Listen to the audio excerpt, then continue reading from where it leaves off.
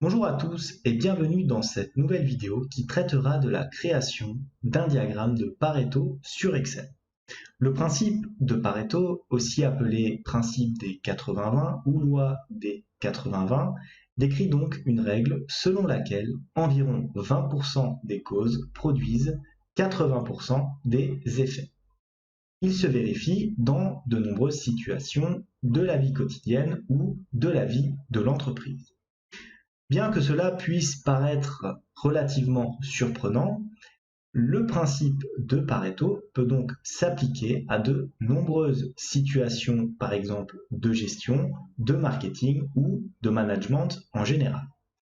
Ces situations vont donc de la vie quotidienne du manager à la réflexion stratégique sur le présent et l'avenir de l'entreprise.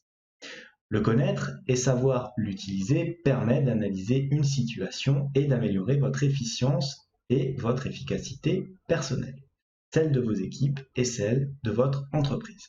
Un tel diagramme aura pour résultat notamment d'identifier et donc de déléguer les tâches chronophages qui peuvent être réalisées par un collaborateur ou responsable de l'entreprise. Mais tout d'abord, et comme à chaque fois, si vous souhaitez aller plus loin dans les explications, je vous invite à cliquer sur les liens de formation dans la description. Et si vous ne souhaitez pas rater mes vidéos sur la comptabilité, la finance et l'utilisation des outils tels qu'Excel dans le monde de l'entreprise, n'hésitez pas à vous abonner à la chaîne. Voilà tout, place à ce petit point de cours. Alors, avant de démarrer la construction de notre fichier Excel, je vous propose un rapide point de cours. Alors, le principe ou la loi de Pareto est un outil d'analyse né des observations empiriques de l'économiste italien Vilfredo Pareto. Dans les années 1900, Vilfredo Pareto constate que dans son pays, 20% des personnes détenaient 80% des richesses. Le principe de Pareto, aussi appelé principe des 80-20 ou loi des 80-20, décrit donc une règle selon laquelle environ 20% des causes produisent 80% des effets. Il se vérifie d'ailleurs dans de nombreuses situations de la vie quotidienne ou de la vie de l'entreprise. Mais concrètement, à quoi ça sert ? Bien que cet outil apparaisse quasiment universel, la loi de Pareto n'est pas non plus une science exacte et ne s'applique pas systématiquement. Néanmoins, elle peut être utilisée en tant qu'outil d'analyse et d'aide à la décision dans des situations très diverses. Elle peut être pertinente pour les réflexions dans divers domaines, comme par exemple le marketing et la stratégie, pour réaliser un diagnostic stratégique ou commercial, analyser et segmenter ses portefeuilles clients et produits, élaborer sa stratégie, organiser sa force de vente, etc. La gestion, pour calculer les produits contribuant le plus au résultat, assurer une gestion de stock afin de déterminer les ruptures à éviter, pour l'organisation, afin de hiérarchiser les tâches à accomplir, éliminer les tâches inutiles, rechercher les causes d'un problème, travailler sur l'efficacité et l'efficience des différentes tâches individuelles. Et enfin, sur les ressources humaines pour le management des équipes, la gestion des compétences ainsi que les performances des collaborateurs. Quelques exemples. Alors, nous avons par exemple l'analyse du chiffre d'affaires par client, où on pourra constater que 20% des clients représentent 80% du chiffre d'affaires. L'analyse du chiffre d'affaires par produit, où là on pourra constater que 20% des produits représentent 80% du chiffre d'affaires. L'analyse de la marge ou de la contribution à la marge, où on constatera que 20% des ventes par client ou produit représentent 80% de la marge ou 20% de votre activité fournit 80% de vos résultats. L'analyse de la satisfaction client, où 20% des clients ou des produits sont à l'origine de 80% des réclamations. Et enfin, l'analyse du stock, où 20% des pièces stockées dans une entreprise représentent 80% de la valeur du stock. Comment construire un histogramme de Pareto ? Plusieurs éléments sont indispensables. Tout d'abord, une série de chiffres à analyser. Comme on a vu tout à l'heure, ça peut être par exemple diverses réclamations ou incidents sur une ligne de process d'une usine. De cette série, il faut en déduire une courbe cumulée, et de cette courbe cumulée, il faudra en déduire un pourcentage cumulé, ce qui nous permettra de construire la courbe suivante, qui est appelée aussi un diagramme de Pareto.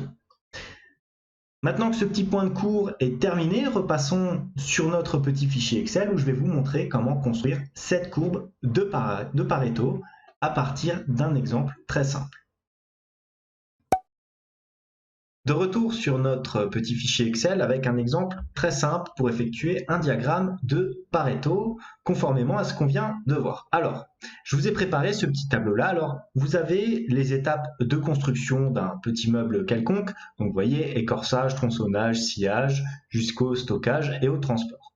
Vous avez le nombre d'incidents par élément de la chaîne de construction. Je vous ai mis la colonne de pourcentage et la colonne de pourcentage cumulé qui vous permettra de faire votre histogramme de Pareto. Alors, on y va. Le pourcentage pour chacun des incidents par rapport au montant global des incidents. Donc, c'est égal au nombre d'incidents que l'on souhaite étudier, donc l'écorçage, divisé par le montant global de tous les incidents. Attention, comme on va tirer la formule vers le bas, il faudra figer le montant global des incidents. Donc, on appuie sur F4, on met 2 $. Ici, on appuie sur Entrée. Voilà, on descend cette formule.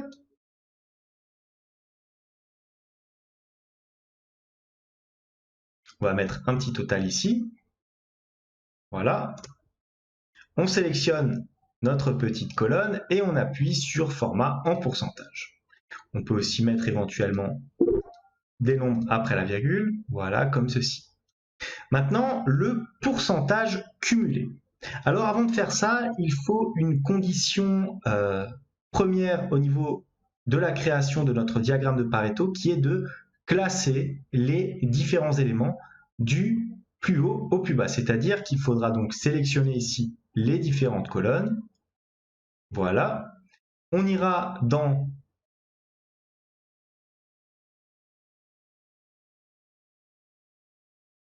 Données,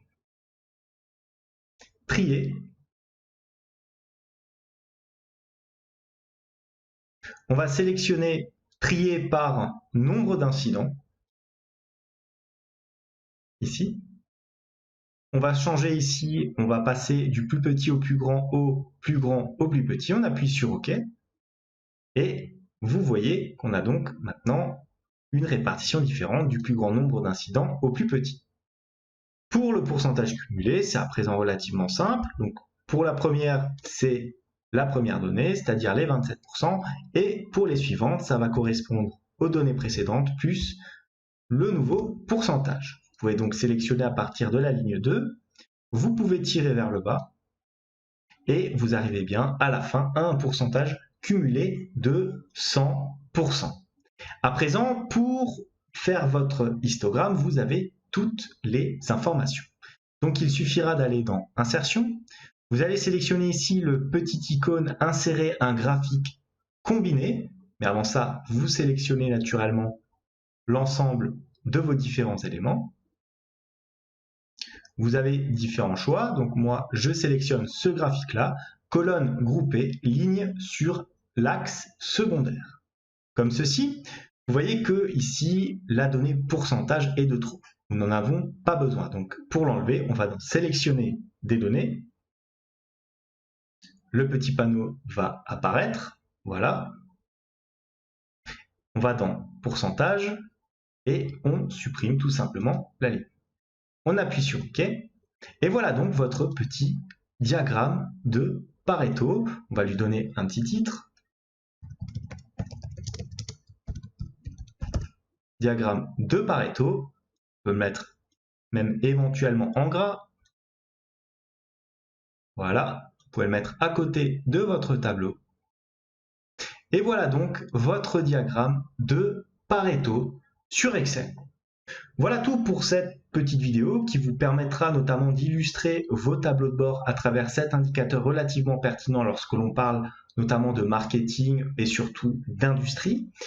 J'espère que vous allez mettre éventuellement un like à cette vidéo, que vous allez vous abonner à la chaîne comme d'habitude. N'hésitez pas aussi à me mettre un commentaire de suggestion dans la section commentaires de cette vidéo. En tout cas, moi je vous dis merci et à bientôt pour une nouvelle vidéo.